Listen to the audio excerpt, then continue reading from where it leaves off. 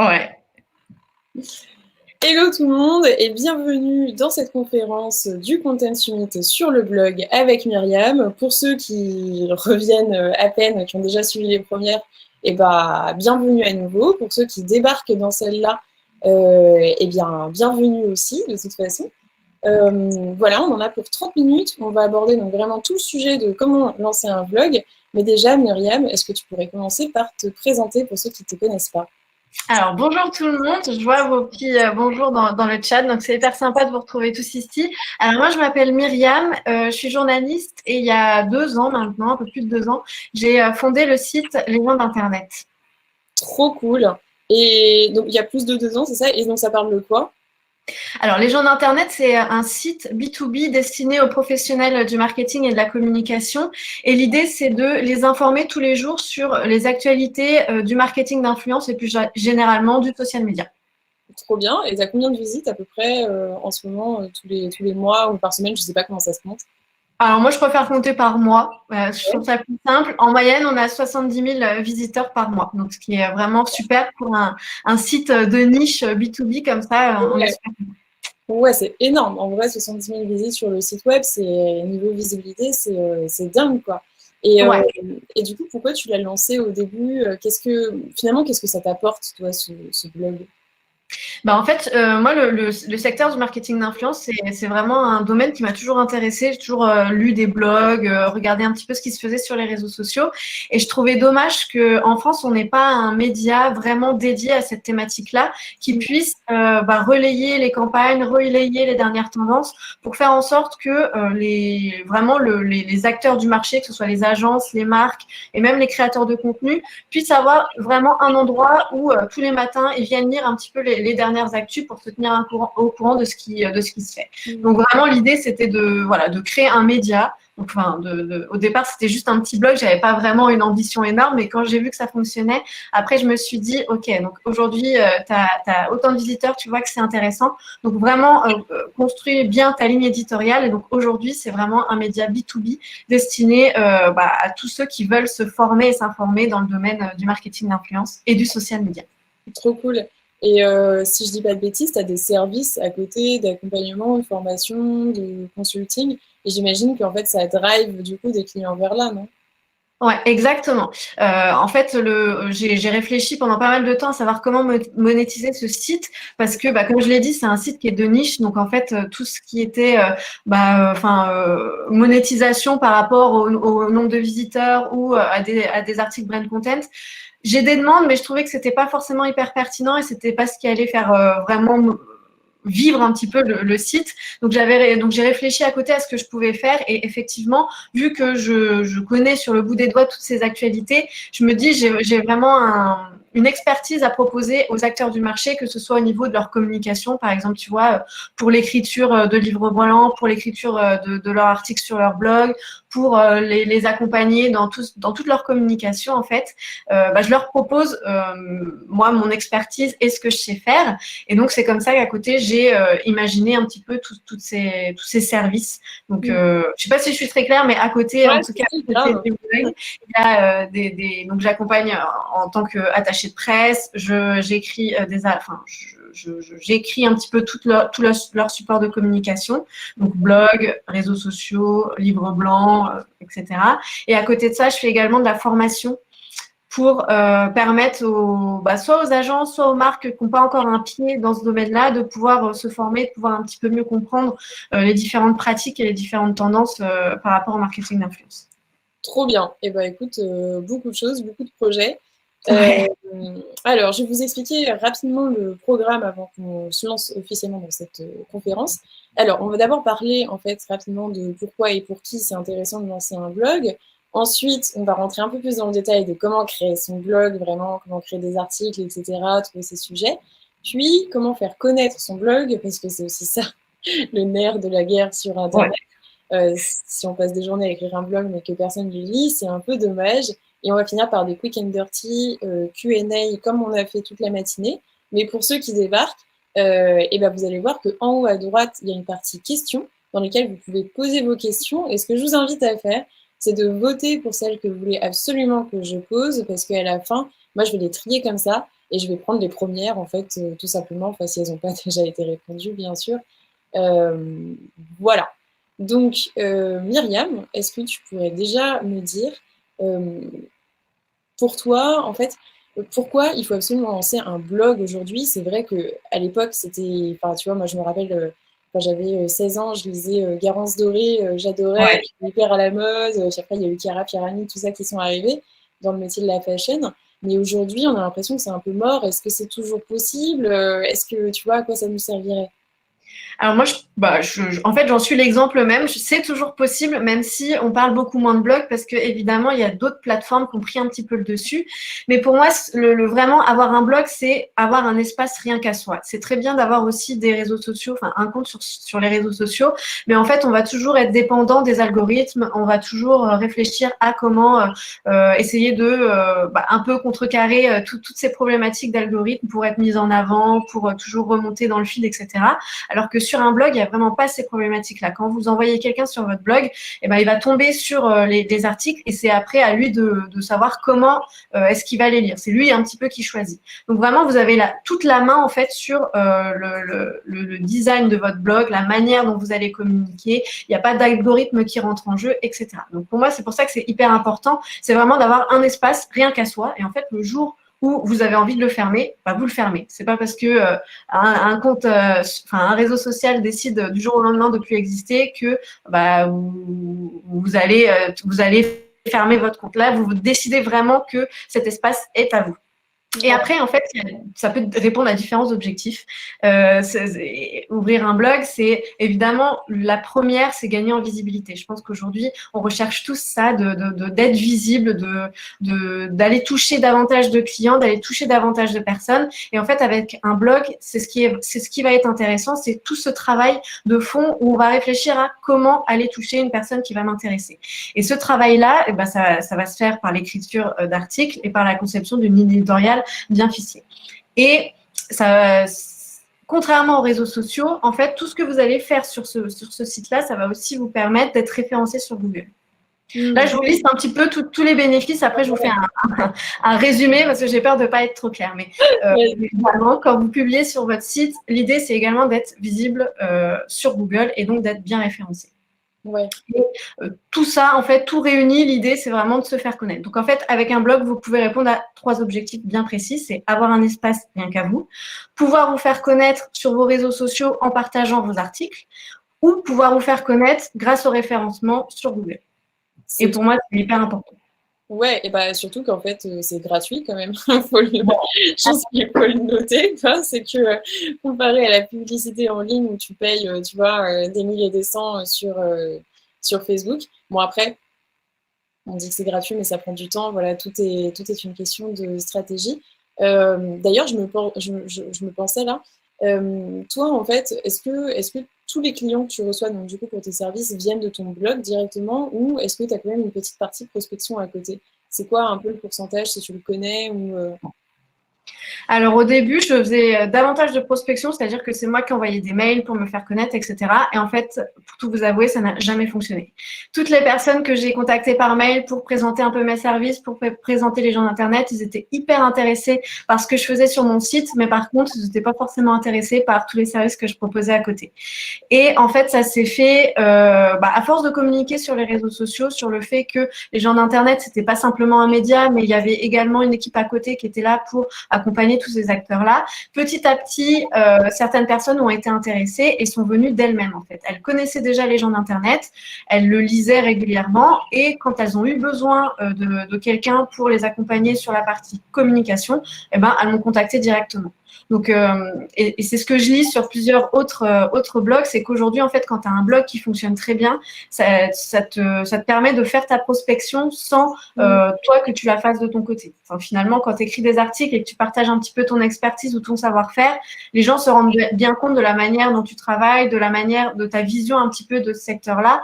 Donc, dès qu'ils ont un besoin dans le domaine dans lequel tu évolues, ils vont te contacter et si en tout cas, moi, si j'avais continué de faire l'inverse, je pense pas que ça aurait aussi bien fonctionné que ce que ça fonctionne aujourd'hui. Ouais, bah, c'est clair, bah, surtout qu'en fait, tu capitalises tout le temps. Enfin, plus le temps va, plus tes articles sont bien référencés sur Google, j'imagine. Donc, plus Ouais, le site prend en ampleur, plus aussi le temps passe, plus les gens te connaissent depuis longtemps et du coup, plus ton expertise s'assoit. Et du coup, exactement. plus il y en a qui pensent à toi et du coup, plus tu es de clients, quoi. Voilà. Bref, Ouais, c'est exactement. le cycle du succès dans lequel tu es et c'est trop, trop cool. Franchement, bravo pour ce que tu fais, c'est trop bien. Petite question, donc, sur le blog, on se demande souvent, parce qu'on pense beaucoup, tu vois, au blog voyage, par exemple, ou au blog fashion, tout ça, qui sont Ouais. plus des choses B2C. Mais est-ce que ça marche aussi en B2B? Est-ce qu'on peut faire un blog sur du service, comme on peut faire un blog sur un produit, tu vois? C'est quoi ton idée là-dessus? Moi, je pense qu'il y a autant de chances de bien fonctionner avec un blog B2C qu'avec un blog B2B. En fait, toutes les thématiques peuvent être traitées sur un blog si on sait le faire et si on a réfléchi un petit peu à sa stratégie et à la ligne éditoriale. Je crois qu'on va parler un peu plus tard de la ligne éditoriale, mais c'est un peu le nerf de la guerre. En fait, que vous ayez un service ou que vous ayez une passion ou que vous ayez je ne sais quelle envie de parler sur un sujet, c'est possible de le faire, mais il faut réfléchir un petit peu à la manière dont vous allez le faire. Par exemple, pour tous les sites B2B qui vendent à côté un service ou qui vendent à côté des produits digitaux ou qui vendent une plateforme, par exemple, et ben il y en a beaucoup et j'ai quelques exemples à vous partager. Pas mal de sites qui arrivent à avoir un blog à côté parce qu'en fait, la thématique dans laquelle ils évoluent, eh bien, il y a toujours de quoi rebondir pour faire des articles.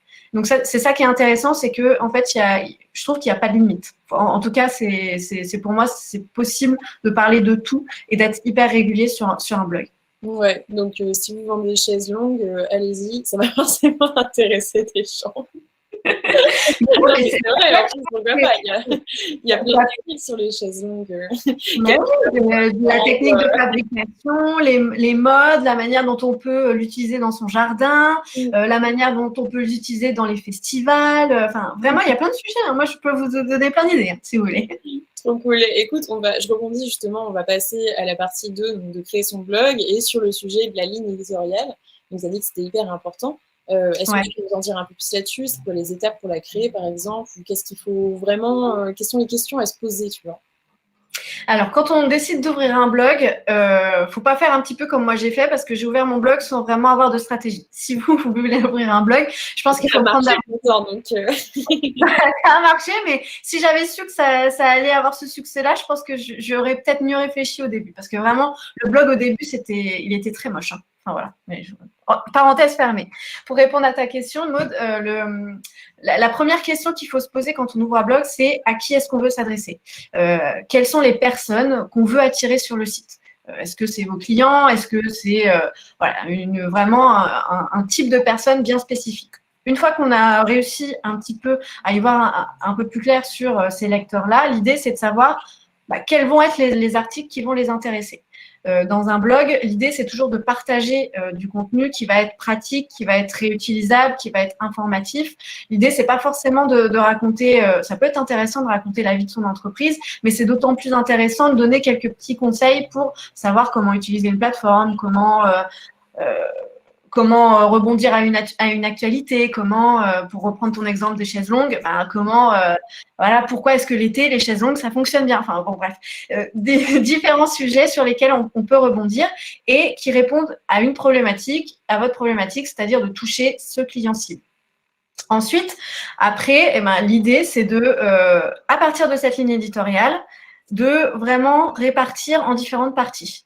Ce qui peut être intéressant, je trouve, quand on ouvre un blog, c'est de se dire, OK, je vais être régulier, mais pour que je sois régulier et pour que ce soit un peu plus clair dans ma tête sur où je veux aller, je vais répertorier des articles par catégorie. Donc, par exemple, le lundi, je décide d'écrire un article sur des conseils. Donc, tous les lundis, je vais partager un article sur comment utiliser une plateforme, comment j'ai fait pour développer mon compte LinkedIn. Enfin, voilà, vraiment une partie très conseil. Le mercredi, ça va être une autre partie où là, je vais décider de répondre à une problématique qu'un client m'a déjà posée. Donc, l'idée, c'est de lister un petit peu toutes les problématiques auxquelles on a fait face et puis de rédiger un article pour vraiment répondre à chacun des problèmes dans ce secteur. Et ce que je trouve intéressant dans ces articles-là, c'est aussi d'aller chercher un petit peu des citations de ses clients, d'aller leur poser quelques questions pour venir les incorporer dans ces articles-là. Ça va donner un peu plus de matière et ça va être d'autant plus intéressant pour les personnes qui vous lisent. Et le vendredi, vu que c'est le week-end, ça va être peut-être des articles un peu plus légers sur top 5 des meilleurs réseaux sociaux pour XXX ou enfin voilà, quelque chose d'un peu plus léger, mais pareil, qui est très pratique et qui va vraiment apporter quelque chose aux personnes qui nous lisent. Ouais, donc du coup, en fait, tu définis vraiment, si j'essaie de résumer, des catégories, des sujets, et il y a un planning éditorial où tu t'essayes de te mettre en fait une petite routine en place pour avoir systématiquement des idées de contenu. C'est bien parce que ça rejoint en fait ce que Victoria disait dans la conférence ce matin de stratégie de contenu. Donc voilà, pour ceux qui ne l'ont pas vu, vous pourrez la regarder en replay quand vous êtes inscrits. Est-ce que tu as des conseils sur, maintenant qu'on a vu donc un peu la structure générale, sur un article en lui-même, tu vois? Est-ce qu'il y a des choses à respecter sur la structure? Est-ce qu'il y a des choses qui marchent mieux que d'autres? Est-ce que, tu vois, il y a... Ah, voilà, dis-nous, c'est toi l'experte qui connaît, qui fait 70 000 vues. Alors évidemment, il y a des articles qui fonctionnent plus ou moins bien et ce que j'ai remarqué, moi, c'est que tous les articles pratiques ou qui répondent vraiment à une question, généralement ceux qui commencent par pourquoi ou ceux qui commencent par comment ou le top 5 des meilleures astuces pour, c'est vraiment des articles qui fonctionnent bien parce que en fait, ça répond vraiment à un problème qu'on va rencontrer dans notre secteur. Donc forcément, ça va intéresser pas mal de monde. Et après, dans la structure même de l'article, ce qui est évident, je pense, que tout le monde le sait, c'est que pour attirer un maximum de lecteurs, il faut bien travailler sa titraille. Un titre attirant, ça va forcément attirer 2 voire 3 fois plus qu'un titre assez plat qu'on peut retrouver sur d'autres sites et qui ne va pas vous permettre de vous différencier. Ensuite, dans le corps de l'article même, l'accroche est aussi hyper importante. C'est les 3 petites lignes que vous voyez généralement en gras. Ça va donner envie au lecteur de lire la suite, tout en le teasant un petit peu sur ce que vous allez dire. Parce que l'objectif, c'est quand vous écrivez un article, que la personne reste le plus longtemps sur votre site et que par la suite, elle puisse lire d'autres articles de vous, qu'elle puisse un petit peu aller au sein de votre blog à son aise. Et dans le corps de l'article, pour faire en sorte que ça soit agréable à lire, que le lecteur ait envie de continuer, d'apprendre davantage sur ce que, de suivre un petit peu votre raisonnement.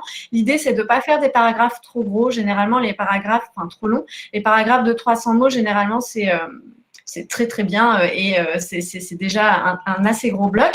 Et entre ces paragraphes-là, de sauter des lignes, bien évidemment, mais de ne pas hésiter à mettre des images, des vidéos, des contenus aussi que vous trouvez sur les réseaux sociaux. Moi, j'aime bien poster, par exemple, des tweets de plateformes, par exemple, d'Instagram, quand ils font une communication, et j'intègre dans l'article. Tout de suite, ça aère un petit peu l'article et ça pousse le lecteur à aller un peu plus bas et à voir que vous donnez davantage d'exemples, que vous nourrissez davantage votre article avec des visuels qui tout de suite accrochent un petit peu l'œil. Ouais, tu vas plus loin et tu coupes pour avoir un peu de dynamisme. Ouais. Dernière question avant de passer à comment faire connaître son blog. C'est quoi vraiment l'erreur la plus fréquente que tu vois sur la création de contenu avec un blog? La plus grosse erreur pour moi, c'est de commencer et puis de ne pas être assez régulier. Ce qui est intéressant dans un blog, c'est vraiment d'avoir une régularité puisque vos articles vont petit à petit être indexés sur Google. Et aussi, de votre côté, ça va rentrer dans votre routine et la manière dont vous allez communiquer sur les réseaux sociaux. L'article de blog, moi, je trouve que c'est vachement intéressant. C'est vraiment la base de votre communication, peut-être de la journée ou de la semaine. Et à partir de l'écriture de votre article de blog, vous allez pouvoir un petit peu créer du contenu pour vos différentes plateformes sur les réseaux sociaux. Donc, plus vous êtes régulier, plus les personnes vont venir sur votre blog, plus elles vont être habituées à venir sur votre blog et ça va rentrer dans leurs habitudes et plus c'est gagnant pour vous et pour les autres. Trop cool. Alors, question qui fâche, puisque comme je disais, si on fait du contenu mais que c'est pas visible, ça sert à rien. C'est quoi les différentes stratégies qu'on peut mettre en place finalement pour son blog, pour le faire connaître et le rendre visible? Alors, je vais peut-être partir de moi, mon exemple. Je passe autant de temps à écrire un article qu'à le rendre visible sur les réseaux sociaux. Donc déjà l'article, comme je vous l'ai dit tout à l'heure, le SEO c'est hyper important. Vous avez évidemment différents outils comme Google Trends, Answer the Public qui vous permettent un petit peu de mieux structurer vos articles et donc de mieux faire en sorte qu'ils soient référencés sur Google. Et ça en fait ce qui est bien c'est que vous avez pratiquement rien à faire. Une fois que c'est écrit, une fois que vous avez fini la rédaction, votre article va continuer de vivre tout seul sur Google. Et en parallèle, ce qui m'a fait connaître, moi surtout, c'est de communiquer régulièrement sur les réseaux sociaux, notamment sur LinkedIn et sur Twitter, parce que c'est deux plateformes qui sont assez B2B et donc qui, pour moi, sont intéressantes, en tout cas pour ma cible. Et donc, du coup, je décline à chaque fois les articles en format pour ces réseaux sociaux-là, ce qui permet en fait de les faire vivre tout au long de la semaine, une fois leur publication. Okay. Donc, ça... Vas-y, continue. C'est quelque chose qui demande du temps et de la réflexion, mais en fait, une fois que vous avez rédigé votre article, que vous savez quel est le message que vous souhaitez faire passer, c'est d'autant plus facile ensuite pour vous de le décliner sur différents autres supports, que ce soit à l'écrit, en post, en photo ou en vidéo. Donc, c'est hyper intéressant. Ouais, donc c'est intéressant parce qu'en fait, toi, tu commences par avoir une pensée longue sur l'article, genre, tu fais un truc vraiment hyper détaillé, et après, tu le découpes en plusieurs petits formats que tu distribues pour finalement aider à faire connaître le plus long, quoi. C'est vraiment une stratégie de content recycling, comme on appelle, c'est trop cool. Et selon toi, du coup, pour clore un peu ce sujet de faire connaître son blog, qu'est-ce qui a fait décoller ton blog, tu vois, finalement, c'est quoi l'ingrédient qui a fait que tu as réussi à avoir 70 000 vues par mois? Je pense que j'ai répondu à un manque au bout d'un moment, c'est qu'aujourd'hui, en tout cas dans mon secteur, donc le secteur du marketing d'influence, c'est que vous avez énormément de plateformes, d'agences, de marques qui communiquent très peu, mais qui communiquent quand même sur ce qu'elles font, etc., mais qui n'avaient pas un acteur qui créait pas de campagne en fait, qui n'était pas du tout dans ce secteur-là, qui puisse prendre un peu plus de recul et puisse voir et analyser un petit peu tout ce qui se fait. Et je pense que, pour répondre à ta question, c'est que j'ai répondu à une problématique en fait. Aujourd'hui, le marketing d'influence, c'est quelque chose qui intéresse pas mal de monde, mais pas mal de monde ne sait pas en fait comment ça fonctionne. Donc l'idée, c'était de faire en sorte que ces personnes qui sont un petit peu perdues puissent avoir un blog où elles puissent retrouver tous les contenus qui puissent les aider. C'est trop cool en fait, donc tu as répondu à un problème client, quoi. Ok, il est 24, donc on va faire juste rapidement quelques petits quick and dirty avant de passer aux questions du public. Combien d'articles par semaine tu recommandes de poster? Moi, c'est entre 2 et 3. Ok, cool. Entre Wix, WordPress, Webflow, tous les sites qui peuvent exister, avec des développeurs, etc. Selon toi, c'est quoi la meilleure option pour faire un blog? Pour moi, c'est WordPress. Ouais, pour le SEO. Pour le SEO et parce que c'est très facile de prendre en main, même si on se connaît pas, même si on connaît pas du tout tout l'aspect technique. Je trouve qu'en fait c'est vraiment très très simple et on peut faire plein de choses parce que tu as plein de plugins gratuits, donc c'est hyper intéressant. Ok, trop cool. Est-ce qu'il y a une longueur optimale d'article du coup à avoir? Parce que tu disais 300 caractères par paragraphe, mais du coup au total ça fait... Pour que ce soit intéressant, notamment pour Google, il est recommandé au minimum 1500 mots. Ok, trop cool, hyper intéressant. Et toi, ça te prend combien de temps la rédaction d'un article? Alors, sur cette question-là, j'étais un peu... j'arrive pas trop à répondre parce que moi, c'est vraiment des articles, j'en publie 3 dans la journée, c'est des articles vraiment d'actu, donc qui sont assez courts.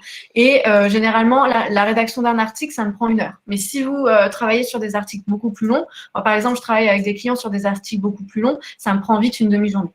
Ouais, ça, je peux comprendre que ce soit vite long. Tu parlais tout à l'heure de catégories. Tu penses qu'il en faudrait combien des rubriques à peu près, idéalement? Idéalement, pareil, entre 2 et 3, pour que le lecteur puisse naviguer, puisse aller voir autre chose, qu'il y en ait au minimum 2, mais même plus, c'est d'autant plus intéressant, je pense. Ok, super. Dernière question avant de passer aux questions du public. J'arrive vers vous, je ne vous oublie pas. Est-ce que tu as 2-3 blogs à recommander, qu'on peut suivre, qui sont vraiment top, tu vois, et à copier, quoi? Enfin, ou à s'inspirer. Écoute, like an artist, comme on dit. Je vais encore rebondir sur ton histoire de chaise longue parce que moi, il y a un blog que je trouve hyper intéressant qui est le blog de Castorama que vous connaissez certainement tous. Et il y a quelques années, ils ont décidé de lancer un blog pour renvoyer leurs lecteurs sur le site de Castorama et faire en sorte qu'ils achètent leurs produits. Et sur ce blog-là, ils donnent plein d'idées de do it yourself. Ils font plein de reportages sur des personnes qui ont des idées pareilles de do it yourself. Donc, ça s'appelle 18h39. Les deux autres blogs, moi, que je trouve intéressants, ils sont un peu dans le domaine du social media, mais ça vous prouve en fait qu'il est possible de faire plein de choses dans une thématique. C'est le blog de la plateforme qui s'appelle Later. C'est une plateforme qui permet de gérer gérer en même temps ces différents réseaux sociaux. Et ils ont un blog hyper nourri sur toutes les dernières tendances sur les réseaux sociaux. Et leurs articles sont vraiment hyper intéressants et pour le coup, hyper pratiques. Et la dernière plateforme, c'est un petit peu le concurrent de Later, mais en français. En tout cas, ils ont un blog, une partie française. C'est Agorapulse, qui, pareil, est à la base une plateforme et qui, aujourd'hui, développe un blog pour tenir informés tous leurs clients sur les dernières actus du social media. Trop cool. Et merci beaucoup. On va prendre la question de Steyana. Je ne sais pas si je l'ai dit bien. Excuse-moi si je l'ai mal dit. Quelle est la meilleure stratégie de rebond vers le site ou le blog? Donc, j'imagine comment amener du trafic. Depuis ces réseaux sociaux ou en tout cas si c'est rebondir d'un article à un autre dans le corps du texte, ce qui est intéressant c'est de vraiment choisir des mots-clés où tu vas mettre des liens en référence à tes anciens articles. Comme ça les gens quand ils cliquent sur le lien par exemple que tu as surligné, ils sont renvoyés automatiquement vers un autre article. Ce qui permet de toi d'avoir un taux de rebond un peu plus intéressant. Je sais pas si c'était ça ta question mais sinon, si c'était la question de comment attirer du trafic, tu y as répondu pendant la conférence, donc on est bon. Anaïs qui demande, c'est quoi la meilleure façon de convertir à partir d'un article de blog? C'est vrai qu'on n'en a pas trop parlé, ça, mais est-ce qu'il y a été des techniques de promotion? Moi, quand je mets en avant un livre blanc, par exemple, que j'ai écrit et que je souhaite que mon lecteur puisse aller le télécharger, je parle vraiment, j'écris un article comme j'écris habituellement avec vraiment des choses hyper pratiques, des conseils qui vont vraiment l'aider à s'améliorer sur ce domaine-là. Et au sein du texte, je mets des liens qui vont renvoyer le lecteur pour qu'il puisse télécharger, vers la page où il va pouvoir télécharger le livre blanc. Et à la toute fin, je fais un appel à l'action en disant si vous voulez plus de détails, n'hésitez pas à aller voir cette page-là pour télécharger, pour acheter machin, voilà. Il y a toujours un appel à l'action à la fin très clair pour inciter le lecteur à faire ce que vous souhaitez qu'il fasse. Trop cool Myriam. Écoute, il est 29, donc ça me laisse quelques secondes à mon avis pour finir cette conférence et puis aller à la suivante qui sera avec Clément sur TikTok. Donc peut-être que je vais vous retrouver pour certains d'entre vous là-bas. Sinon, Myriam, est-ce que tu pourrais finir par dire où est-ce qu'on peut te suivre? J'imagine sur les gens d'Internet, mais est-ce qu'il y a d'autres endroits sur lesquels on peut te suivre? Alors, évidemment, sur le site, je suis aussi présente, comme je vous l'ai dit, sur Twitter, LinkedIn et Inès, dans le chat, vous a mis également ma chaîne YouTube et mon compte Instagram où je suis également hyper présent. Mais si vous voulez, vous avez tous les liens de mes réseaux sociaux sur le site Les gens d'Internet, donc n'hésitez pas. Trop cool. Encore une fois, merci Myriam d'avoir participé à cette conférence. C'était hyper intéressant. J'espère que ça vous a plu. Pour ceux qui s'arrêtent là, merci beaucoup. Et puis pour ceux que je retrouve dans le prochain webinaire avec Clément, je vous dis à plus tard dans le webinaire. Merci tout le monde. Salut.